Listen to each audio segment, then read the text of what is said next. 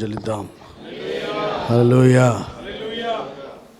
ఈ మంచి శుక్రవార దినమున అందరం సన్నిధిలో ఉండడానికి దేవుడు మనకిచ్చిన ఈ సమయాన్ని బట్టి నేను ప్రభువుని స్తుతిస్తూ ఉన్నాను. ఎందుకంటే చాలామంది గుడ్ ఫ్రైడే అని బాధపడతారు, కానీ దాన్ని గుడ్ ఫ్రైడే అంటేనే సంతోషించమని. ఆయన బాధ మనకి సంతోషాన్ని కలిగించింది కనుక ఈ సంతోషించే మంచి శుక్రవారం గూర్చినటువంటి కొన్ని మాటలు మీ ముందు ఉంచాలని ఆశపడతాం. పరిశుద్ధ గ్రంథంలోంచి యెషయా గ్రంథం 53వ అధ్యాయం మొదటి నుంచి.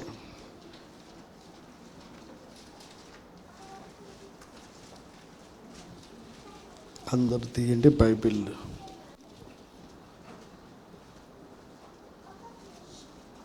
మేము తెలియజేసిన సమాచారము ఎవడు నమ్మెను? యెహోవా బాహువు ఎవనికి బయలుపరచబడెను? లేత మొక్కవలెను, ఎండిన భూమిలో మొలిచిన మొక్కవలెను అతడు ఆయన ఎదుట పెరిగెను. అతనికి స్వరూపమైనను సొగసైనను లేదు. మనం అతని చూచి అపేక్షించినట్లుగా అతని యందు స్వరూపము లేదు. అతడు తృణీకరింపబడిన వాడును, ఆయన మనుషుల వలన విసర్జింపబడిన వాడును, వ్యసనాక్రాంతుడుగాను, వ్యాధిని అనుభవించిన వాడుగాను, మనుష్యులు చూడనొల్లని వాడుగాను ఉండెను. అతడు తృణీకరింపబడిన వాడు గనుక మనము అతనిని ఎన్నిక చేయకపోతిమి. నిశ్చయంగా అతను మన రోగములను భరించెను, మన వ్యసనములను వహించెను. అయినను మొత్తబడిన వానిగాను, దేవుని వలన బాధింపబడిన వానిగాను, శ్రమనొందిన వానిగాను మనం అతనిని ఎంచితిమి. మన అతిక్రమ క్రియలను బట్టి అతడు గాయపరచబడెను, మన దోషములను బట్టి నలువగొట్టబడెను. మన సమాధానార్థమైన శిక్ష అతని మీద పడెను. అతడు పొందిన దెబ్బల చేత మనకు స్వస్థత కలుగుచున్నది. మనమందరము గొర్రెల వలె త్రోవ త్రప్పిపోతిమి. మనలో ప్రతివాడును తనకిష్టమైన త్రోవకు తొలిగెను. యెహోవా మన అందరి దోషమును అతని మీద మోపెను. అతడు దౌర్జన్యం నొందెను, బాధింపబడినను అతడు నోరు తెరవలేదు. వదకు తేబడు గొర్రెపిల్లయు, బొచ్చు కత్తిరించు వాని ఎదుట గొర్రెయు మౌనంగా నుండునట్లు అతడు నోరు తెరవలేదు.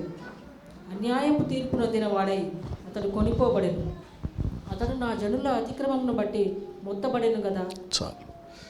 పరిశుద్ధుడా పరలోకమందున్న తండ్రి, నీ దాసులమైన మేమందరం ఏకీభవించి నీ లేఖనాలు ధ్యానించడానికి సిద్ధపడుచుండగా తండ్రి, మీ సన్నిధిని మాతో ఉంచి మా అందరితో మాట్లాడమని యేసు నామములో అడుగుచున్నాం తండ్రి.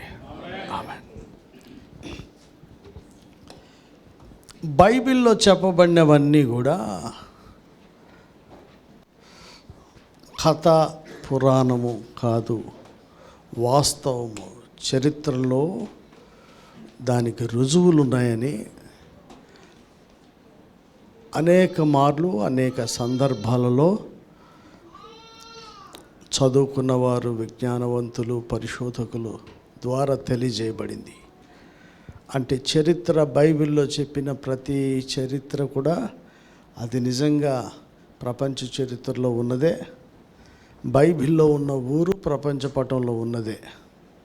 బైబిల్లో జరిగిన సంఘటనలకు రుజువులు, ఆనవాళ్ళు నేటి వరకు కూడా ఉన్నాయి.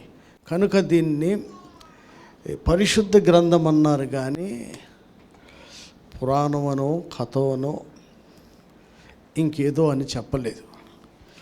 యేసు ప్రభువు మరణ పునరుద్ధానాల గురించి పరిశుద్ధ గ్రంథంలో రాయబడిన ప్రవక్తలలో ఒకడైనటువంటి యెషయా సుమారుగా 700 సంవత్సరాలు, 650, 700 సంవత్సరాల క్రితం దీన్ని ప్రవచన రీతిగా చెప్పారు.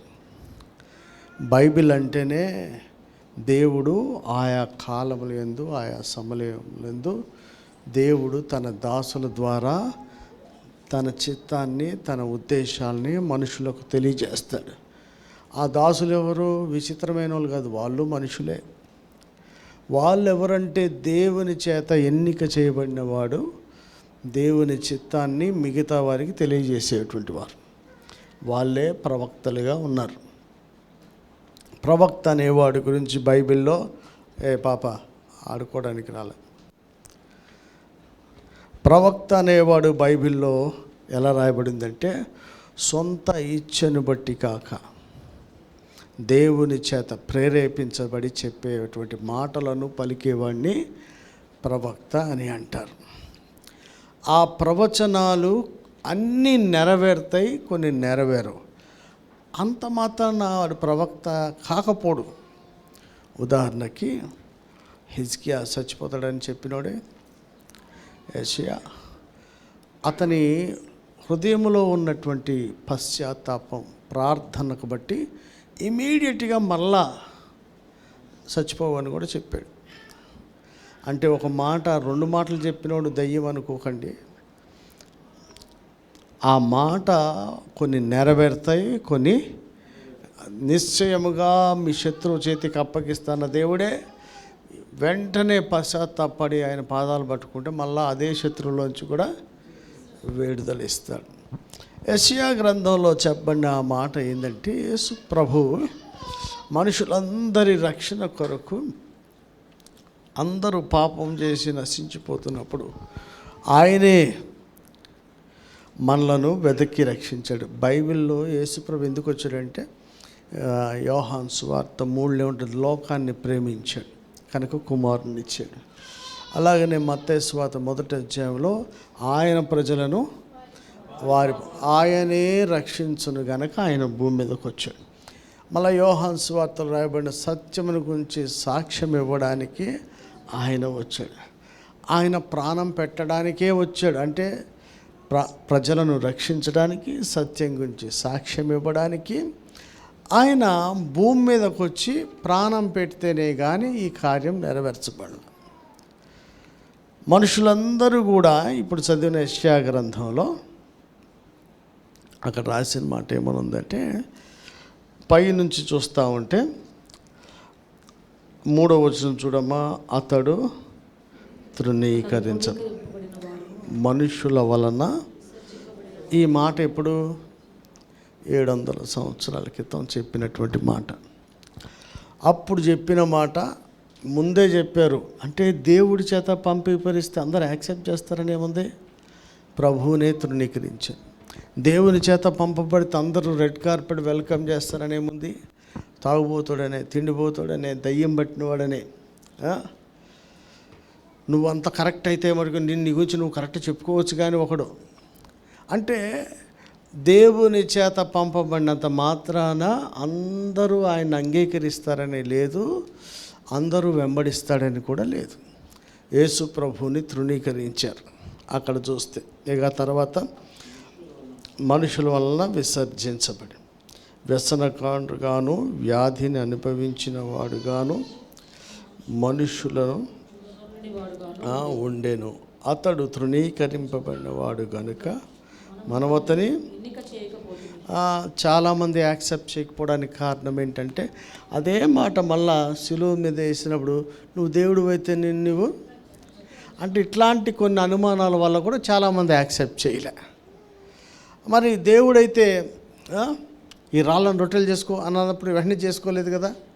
కొన్ని సవాళ్ళకి వెంటనే స్పందించకపోవడం వల్ల శక్తి లేదనో దేవుని చేత పంపబడలేదు అనేది కాదు. కొంతమంది అలాగే రుజువు చేస్తారు. నువ్వు దేవుని సేవకుడు అయితే ఇచ్చేయి, నువ్వు దేవుని నమ్ముకున్నావు కానీ నీకు ఎందుకు కావట్లేదు. అలా యేసుప్రభుని కూడా అన్నారు. కొన్ని అవ్వవు. ఇక్కడ చూస్తే ఇంకా పోతే మన వ్యసనము సహించెను, మన రోగములను భరించెను, దేవుని వలన బాధింపబడిన వానిగాను, శ్రమను పొందిన వానిగాను మనమతని దేవుని చేతనే పంపబడిందే నలగొట్టబడ్డానికి.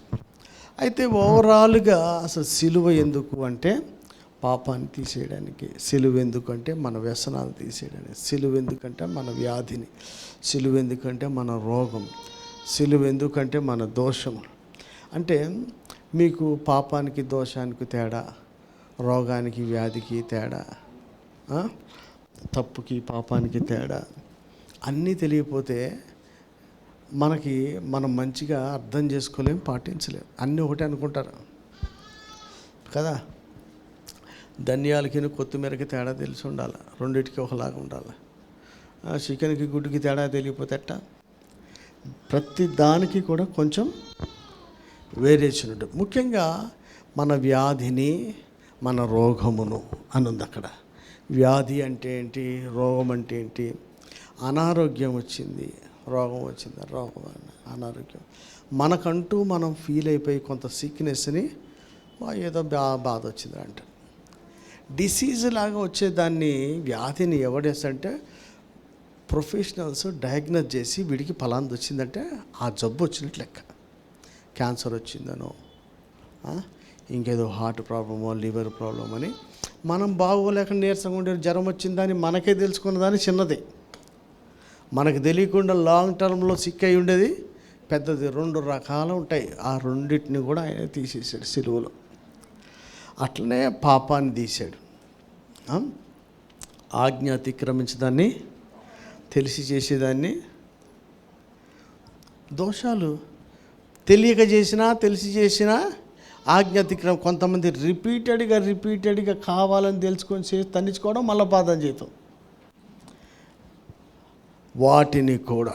అయితే ఇప్పుడు యేసు రక్తం ఎక్కడ కాపాడుతుందో అనేదాన్ని మీ అన్ని 7 మాటల తర్వాత ధ్యానం చేద్దాం. In the name of Jesus, blood of Jesus Christ అంటే అది ఎంతవరకు పనిచేస్తుంది? మనం అనుకున్నంత మాత్రాన వర్కౌట్ అవుతుందా? అట్లయితే ప్రతి ప్రార్థన పనికి వెళ్ళాలి కదా, ప్రతి ప్రార్థన జవాబు తేవాలి కదా. ఎవరి ప్రార్థన తెస్తుంది, ఎవరి ప్రార్థన తేవదు, ఎవరికి యేసు రక్తం పనిచేస్తుంది, ఎవరికి పనిచేయదు, ఎవరికి సన్నిధి తోడికి వస్తుంది, ఎవరికి రాదు, ఎవరు వ్యాధి బాధలు పోతాయి, ఎవరికి పోవు, ఎవరు వ్యసనాలు తీసేస్తాడు, ఎవరి అట్నే వదిలేస్తాడు. ఇవన్నీ కూడా ఈ దినాన మనం ధ్యానం చేద్దాం. అయితే ఇక్కడ చూసినటువంటి మాటల్లో యేసు ప్రభు కొన్నిటిని ఆయన వదకు తేబడిన అంటే ఏంది, నా తండ్రిని ఇప్పుడే వేడుకుంటే అన్నాడు. అంటే కొన్ని మళ్ళీ చెప్తున్నా, చెయ్యలేక కాదు, అలా సిద్ధపరిచి ప్రభు పంపించాడు కనుక అలాగే ఉన్నాడు ఆయన.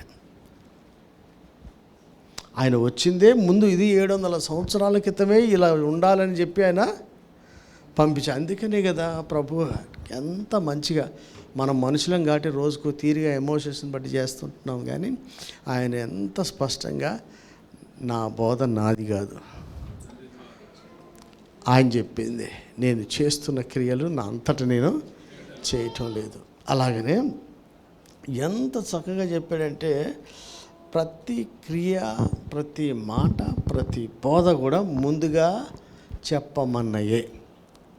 మనం ముందుగానే ఉండి చేయాల్సింది అన్నీ కూడా ఇందులోనే ఉన్నా మనం రోజు కూడా మారుతుంటాం. అందుకనే ఆయనలాగా చచ్చిపోయే ముందు చక్కగా చేయుటకు నాకు అప్పగించిన పని సంపూర్ణంగా చేసి అనకుండా ప్రతివాడు ప్రభు నా చేతనైనంత మటుకు నేను చేశాను అంటే, ఆయనకు సంపూర్ణం చేసి అంత దేవుడు ఇస్తే మనకు కూడా సంపూర్ణం చేసి అంత ఇస్తాడు. ఎందుకంటే ఆయన కూడా అబ్రహాము సంతానం స్వభావము ధరించి వచ్చినాడు. ఆయన సంపూర్ణం చేసినప్పుడు మనం చేయలేకపోవటమా? ఈ సిలువ రోజున గుడ్ ఫ్రైడే మనం ఎక్కడ సంపూర్ణంగా లేమో ఆలోచించాలి.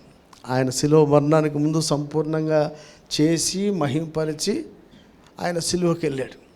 మరి ఆయనకు సాధ్యమవుతుందా, మనకెందుకు సాధ్యం కాదు అన్న విషయాన్ని ఆలోచించాలి. ఇకపోతే అమ్మ మీకు ఒక మాట చెప్తాను నేను, పెద్దలందరికీ ముఖ్యంగా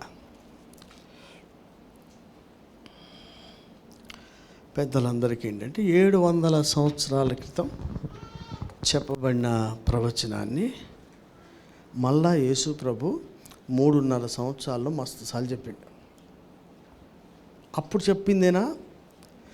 శాస్త్రులు పరిచయులందరూ కూడా అప్పుడెప్పుడో చెప్పాడు అనుకుంటూ వచ్చారా? శిష్యులు కూడా ఏరా బైబిల్ చదవమని, వాళ్ళు బైబిలే చదవాలి, చేపలు పట్టేటోళ్ళే, వాళ్ళని తెచ్చి రెడీ చేసే. ప్రభువే పలుమార్లు నేను శిలువ మీద చనిపోతా అని చెప్పాడు. మా చదువు మత్తయి సువార్త 12వ అధ్యాయం 40వ వచనం.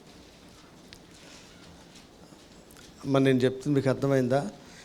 యేసు ప్రభు జననానికి, భూమి మీద పుట్టడానికి ముందే యెషయా ద్వారా చెప్పబడిన ప్రవచనాన్ని మళ్ళీ యేసు ప్రభు తన గురించి చెప్పబడిన దాన్ని తన మరణానికి ముందుగానే మళ్ళీ చెప్పుకుంటూ వచ్చాడు.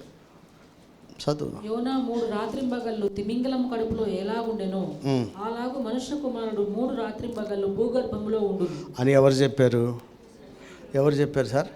చెప్పాలి అందరు. ఎవరు చెప్పారు? నీ గురించి దేవుడు ఏదని చెప్పే లాస్ట్కి కాదు, నువ్వు ముందే చెప్తూ ఉండాలి దాన్ని. యెషయా చెప్పాడు, నా గురించి ఒక దైవజనుడు ప్రవచనిస్తే నా గురించి చెప్పబడింది నేను నా ఎదుటిన్నోడికి, నన్ను వెంబడిస్తున్నోడికి చెప్పాలా. యేసుప్రభు చెప్పాడు, 12 మందికి చెప్పాడు, అయ్యా మనుష్య కుమారుడు ఎట్లా యోనా టైంలో ఎట్లా ఉందో మళ్ళీ ఇప్పుడు కూడా అలాగా ఉంటాడని. అమ్మ 20:19 చూడు, మత్తయిలోనే ఎన్నిసార్లు తన గురించి తను చెప్పాడు చూపిస్తాను, చూడండి బైబిల్లో. ఆయనను అపహసించుటకును కొరడాలతో కొట్టుటకును సిలువ వేయుటకును అన్ని జనులకు ఆయనను అప్పగింతురు. 3వ దినమున ఆయన మళ్ళా లేచును. మళ్ళా చెప్పాడా లేదా? అయ్యా నీ గురించి చెప్పండి, నువ్వు ఎవరికి చెప్తున్నావు అసలు? యేసు ప్రభు తన భూమి మీదకి వచ్చిన ఉద్దేశాన్ని, తన మరణాన్ని, పునరుద్ధానాన్ని ఎన్నిసార్లు చెప్పాడబ్బా. యోనా కడుపులో ఎట్లా అయిందో ఇప్పుడు అట్లా మళ్ళా జరుగుద్దని చెప్పాడు. ఆయన అపహసిస్తారు, కొరడాలతో కొడతాడు, చంపేస్తారు, సమాధి చేయబడతాడు, 3వ రోజున మళ్ళా లేస్తాడని మళ్ళా తను వెంబడిస్తున్న వాళ్ళకి చెప్పాడు. మార్కు 8:31 చదువు, 31-32 చదువు.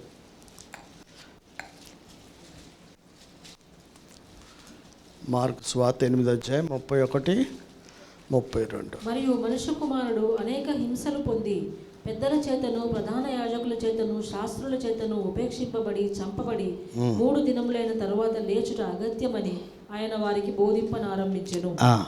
ఆయన ఈ మాట బహిరంగంగా చెప్పెను. పేతురు ఆయన చేయి పట్టుకొని ఆయనను గద్దింపసాగాడు. చాలండి, కొంతమంది శిష్యులకు చెప్పాడు, కొన్ని ఓపెన్గా చెప్పాడు. ఇప్పుడు నా మాట ఏంటంటే, దేవుడే మనల్ని ఒక పని కొరకు భూమి మీద పంపిస్తే మన గురించి ముందుగా చెప్పబడిన ప్రవచనాల ప్రకారం మనం వచ్చినా, ఇప్పుడు నీ గురించి చెప్పండి ప్రవచనం ఏదో నీకే అవగాహన లేదు, నువ్వు ఎవడికి చెప్తలేవు. ఎందుకు? తండ్రి చిత్తం సంపూర్ణంగా నెరవేర్చబడతలేదంటే మనం 100% దాన్ని నమ్మి దాన్ని ఫాలో అవ్వడానికి చేసిన ప్రయత్నం ఏముంది అసలు? దేవుడే నన్ను పంపించాడని నమ్మాడు. దేవుడు ఎందుకు పంపించాడో చెప్పాడు.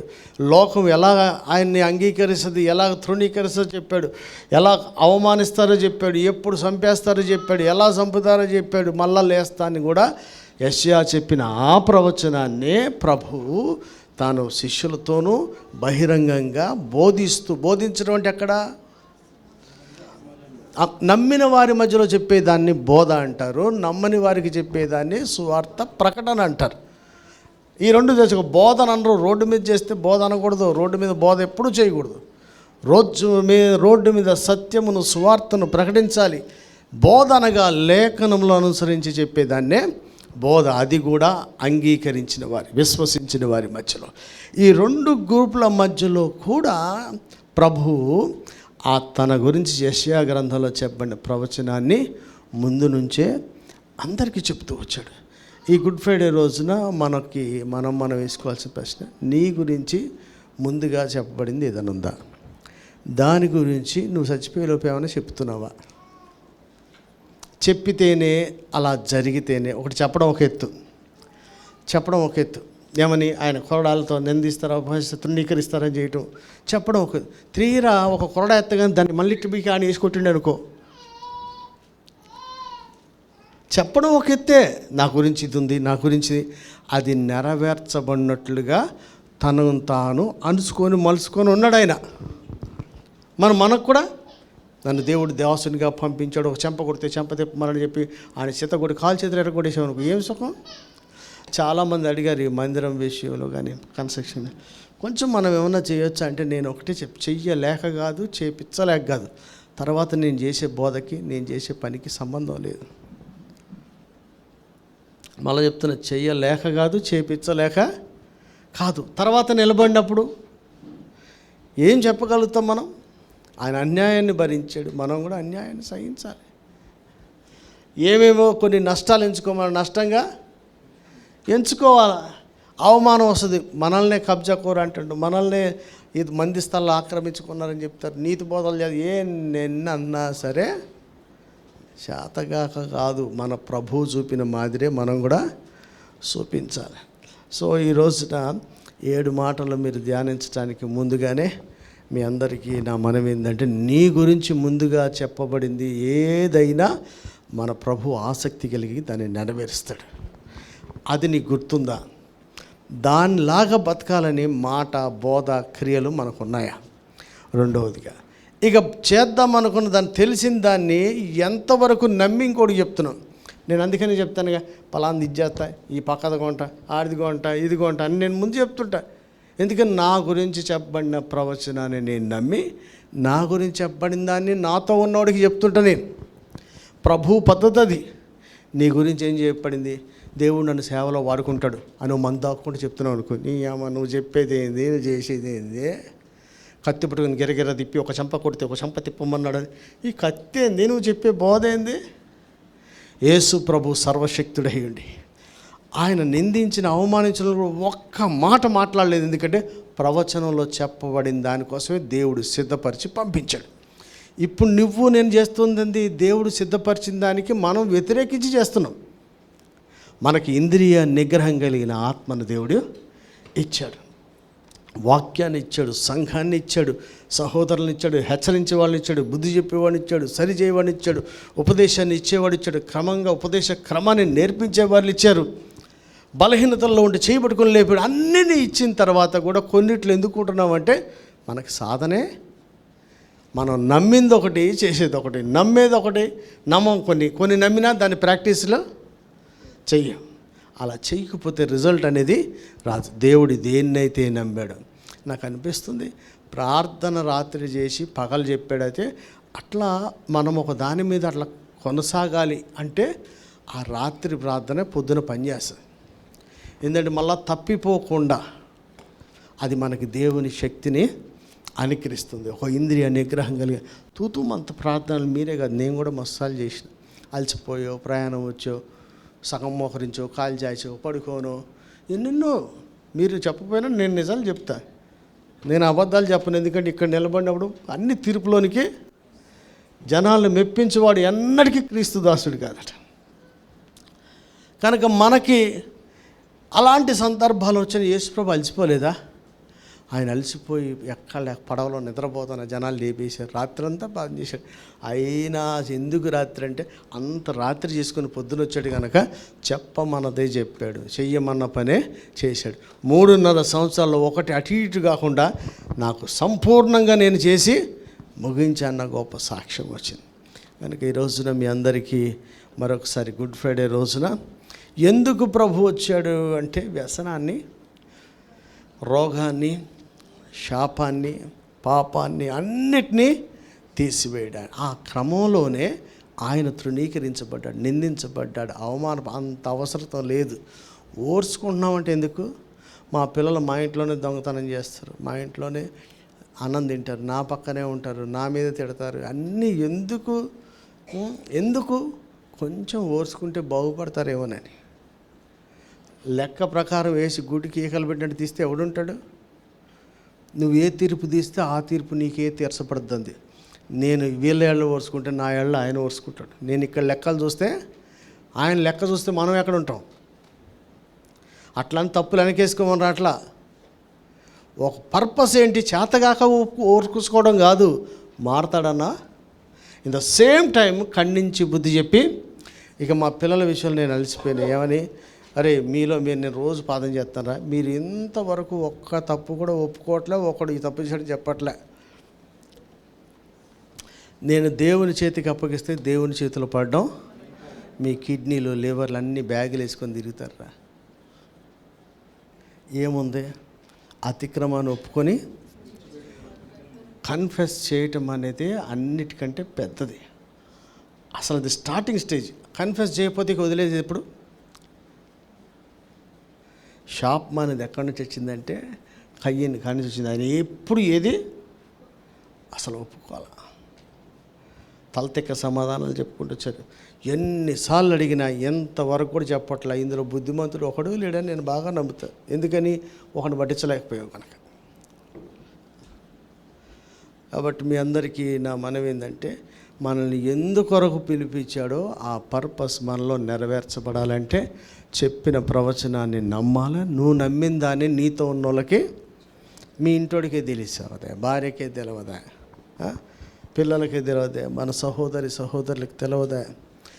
తెలుసుకోవాలి, అది ఖచ్చితంగా మళ్ళా చెప్పాలా. చెప్పిన దానికి నెరవేర్చుట కొరకు మన బ్రతుకును మనమే అట్లా దేవుని సహాయం, ప్రార్థనా సహాయంతో, ఆత్మ సహాయంతో దాన్ని కొనసాగిస్తే దినములంతా మరలా చెప్తున్న అబ్రహాము స్వభావం ధరించిన ఆయనే సంపూర్ణంగా చేసి ముగిస్తే మనం ఎందుకు ముగించలేకపోతున్నామే అన్న బాధ రావాలి. కానీ ఇంతకంటే ఎవడు ఎక్కువ చేస్తాడు? ఏదో నా పరిధిలో నేను చేశానంటే నీ పరిధి ఏంటి, నా పరిధి ఏంటి? అంతా ఆయన పరిధి. ఆయనే గీశాడు, నేను సంపూర్ణుని, మీరు కూడా సంపూర్ణులు కండి. ఆయనే చెప్పాడు, నేను పరిశుద్ధుని, మీరు కూడా నేను ఉంటాగా, మీరు అంత ఉండలేరా, కొంచెం అటు ఇటు అయినా పర్లేదు అనలేదు కదా.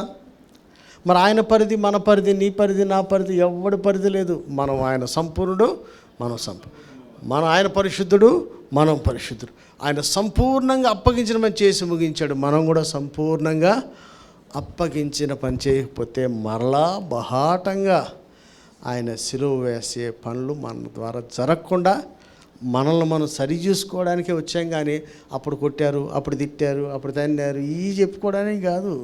ఇప్పుడు మళ్ళా అలాంటి పని మన ద్వారా జరగకుండా జ్ఞాపకం చేసుకోవడానికే గుడ్ ఫ్రైడే. మరలా చెప్తున్నా, మరొకసారి 700 సంవత్సరాల క్రితం చెప్పిన దానికోసమే భూమి మీదకి వచ్చిన ఆయన వచ్చిన పర్పస్ని తను పదే తనతో ఉన్న వాళ్ళకి నీ గురించి ముందుగా చెప్పండి. ప్రవచనం గురించి మనం నమ్మి చెప్పడం ఒక ఎత్తు, చెప్పిన తర్వాత దాన్ని కొనసాగించినట్లుగా మన భక్తి జీవితాన్ని కొనసాగడం మరొక పాటి. అట్లా చేసినట్లయితే మనందరి గురించి ముందే చెప్పింది. ఆయన మరణించడానికి వచ్చాడు, పాపను క్షమించడానికి వచ్చాడు, మనల్ని పరిశుద్ధపరచడానికి వచ్చాడు, ఒక మార్గాన్ని సిద్ధపరచడానికి వచ్చాడు. నిన్నెందుకు పంపించాడు? నన్నెందుకు పంపించాడు? నిన్నెందుకు అనుకున్నాడు? నన్నెందుకు తల్లి గర్భంలో రూపించకుండా మనల్ని ఎందుకు? ఆ పర్పస్ ఏంది? వచ్చిన దానికోసమే ఆయన బ్రతికాడు, చేసిపోయాడు. నిన్ను ఎన్నుకున్న దాని కొరకు, నిన్ను రక్షించిన దాని కొరకు, ఆ పర్పస్ ఏదో తెలుసుకొని దాని ప్రకారం చేస్తే ఈ గుడ్ ఫ్రైడేకి ఒక విలువ ఉంటుంది. ఎందుకంటే ఆయనే మనల్ని, ఇప్పుడే చదివినావు కదమ్మా 53లో చదువు, ప్రతిదీ కూడా తను నచ్చినట్టు వెళ్ళిపోయిందట. ఆ చదువు ముగించుకుని 53 గొర్రెల గురించి 6వ వచనం. మనమందరము గొర్రెల వలె త్రోవ తప్పిపోతుమి, మనలో ప్రతివాడును తనకి ఇష్టమైన త్రోవకు తొలగేను. ఎవడు తప్పిపోయామా? దయ్యం తప్పించిందా? మేడం దయ్యం తప్పించిందా? ఇది రాజన్న మాట గుర్తొస్తుంది. నిన్న రాత్రి వచ్చి, అన్న మీకు స్ట్రాంగ్ విల్ పవర్ బాగుంది, అనుకున్నది చేసేస్తున్నావుగా అన్న. అరే నాకు విల్ పవర్ లేదురా, అందరికీ విల్ పవర్ ఉంది, ఎవడికి నచ్చిన పని అది గ్యారంటీగా చేస్తున్నారు అన్న అని. తల్లికి విల్ పవర్ బాగుంటుంది కాబట్టి బిడ్డని పీకపిస్తే చంపేసింది. దాన్ని చంపాలనిపించింది, మొగుడిని వదిలేయాలనుకుంటే వదిలేస్తున్నారు, మర్డర్ చేయాలనుకుంటే, దొంగతనం చేయాలనుకుంటే. వీళ్ళకి ఎంత స్ట్రాంగ్ విల్ పవర్ ఉందంటే, ఒరే టైటస్ బాబు ఓడ వచ్చింది రా, తీరక లేపండి, వచ్చేసింది, మన ఊరు వచ్చేసింది. ఎంత స్ట్రాంగ్ విల్ ఉందంటే సచ్చిన నిజం అంటే భరత్చంద్ర కూడా తెలుసు. సచ్చిన నిజం ఎందుకు చెప్పనా?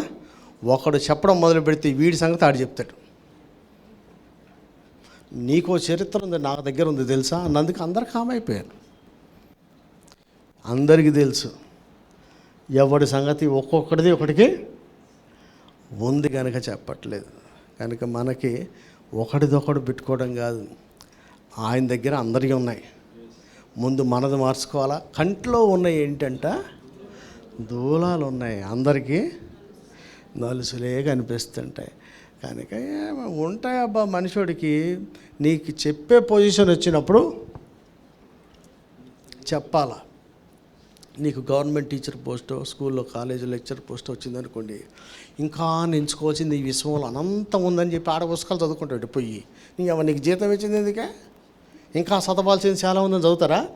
నీకు ఇచ్చిన దానికి న్యాయం ఆడిచేయాలి. నిన్ను పెట్టిన పోస్ట్కి న్యాయం చేస్తూ మిగతా పనులు చేసుకోవాలి. అలాగే మనల్ని నియమించిన పని దేని కొరకు నియమించాడు? మళ్ళీ చెప్తున్నా, ప్రభువుని పంపించిందే మన పాపాన్ని క్షమించడానికి. ఆయన పంపించిందే మార్గం, నవీనమైనటువంటి మార్గాన్ని తండ్రి దగ్గరికి డైరెక్ట్గా వెళ్ళడానికి ఏర్పాటు చేశాడు. మన వ్యసనాలని, బాధలు అన్నిటినీ తొలగించడానికి ఆయన వచ్చాడు. దానికోసమే ఆయన 3.5 సంవత్సరాలు భక్తిని సాధన చేసి తండ్రి చిత్తాన్ని నెరవేర్చి దేవుణ్ణి మహింపరిచాడు. మనల్ని పిలిపించిన పర్పస్ మనకు గుర్తుంటే మనం మనతో ఉన్నోడికి అది గ్యారంటీగా చెప్పాలి. చెప్పిన దాన్ని పాటించడానికి భక్తి సాధన చేస్తేనే మన లైఫ్ ఎండింగ్లో దేవుని నామానికి మహిమ తెచ్చేవారుగా ఉంటాం. కనుక ఈ గుడ్ ఫ్రైడేలో మీకు ఏం చెప్పారో గుర్తుపెట్టుకొని, ఎంతమంది చెప్తున్నారో ఆలోచించి, చెప్పిన దాన్ని ఎంతవరకు పాటించి దేవునికి మహిమ తెస్తున్నారో ఒకసారి ఆలోచించాలని మనవి చేస్తూ ఈ నా మాటలు ముగిస్తున్నాను.